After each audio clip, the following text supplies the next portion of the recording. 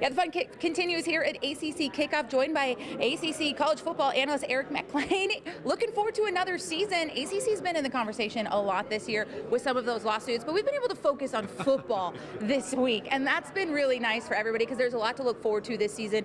What stands out to you? What do you think makes the ACC most exciting this year? Yeah, just the opportunity that we have for 6 teams. I mean, there's never been a time before, whether I was playing in this league, covering this league, a fan of this league, where we could sit here today, in Charlotte Media Day, and say we feel good about 6 different teams that we wouldn't be surprised if they were here playing for an ACC championship. So I think the depth of the league is a really exciting thing.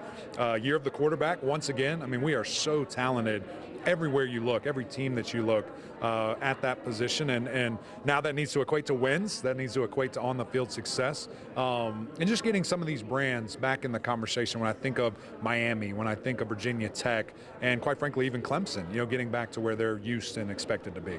You mentioned Clemson there, and we have kind of seen this. People keep talking that they've fallen off, that they're not. They're maintaining those wins. They're hitting those milestones still. Do you think that's misguided, or is that the changing landscape of college football? Well, double-edged sword, right? You do it to yourself. When you make 6 straight playoffs, you're in the championship. It seems like every single year you win a bunch of them.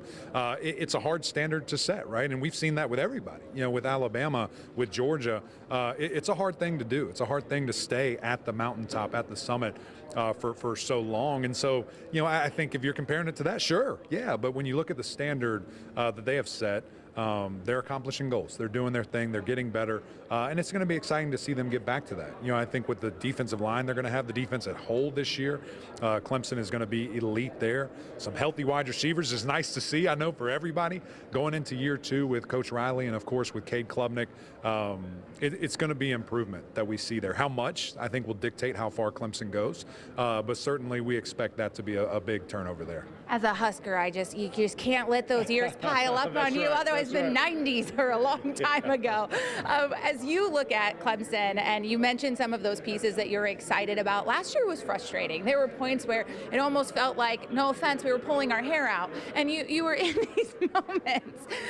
But what gives you that confidence in Cade, or what do you need to see from Cade, maybe in fall camp or early? What are you looking for signs that progress is there? And we mentioned the wide receivers help, running back consistency helps, health helps, all of those things. But what about Cade specifically are you looking at early? Well, number one, he's going into his 2nd year as the starting quarterback. That is a huge deal that I think, quite frankly, a lot of people don't understand enough or don't give enough credit to.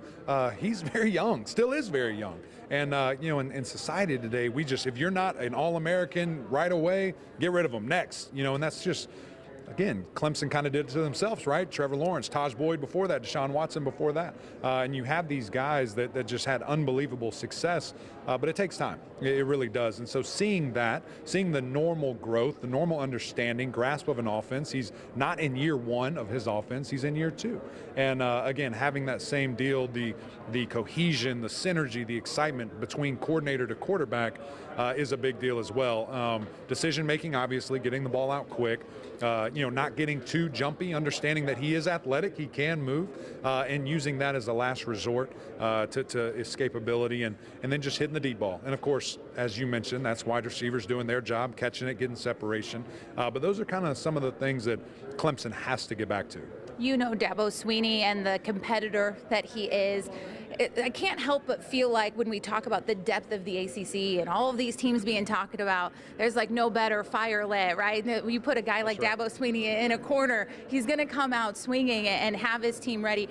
Is that add excitement for Clemson? Should that give fans confidence just in the kind of coach and leader that Dabo is even? I don't think there's any question about that. Again, the things that he does, he loves the underdog role. And for all those years that we were just talking about, he had to create it himself. Now we're creating it for him. Other people are creating it for him. And that's when he's at his best, when he can harness that, when he can take that mentality and take it to his team and get it to the field to create that chip on their shoulder. So I don't think there's any question, about the motivation motivation and the levels of urgency for this team. Do you have a dark horse in the ACC this year? You know, I mentioned the 6 teams, you know, that you feel really good about. So I kind of like to take a team outside of that.